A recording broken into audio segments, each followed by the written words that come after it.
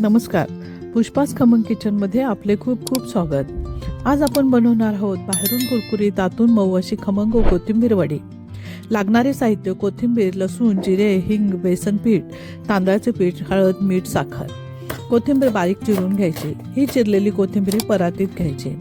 लसूण, जिरे, हिरवी मिरची यांचे वाटण तयार करायचे. हे वाटण असं होईल.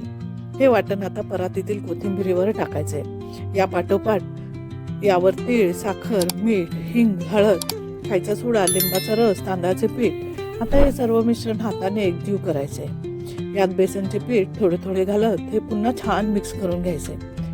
यात थोडे तेल लावून त्याचे छान रोल बनवून उकड पात्रावर ठेवायचे.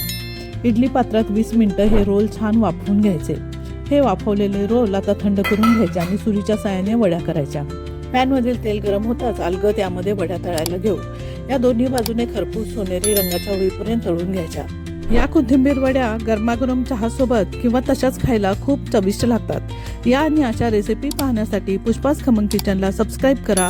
पूर्ण व्हिडिओची लिंक खाली दिली आहे.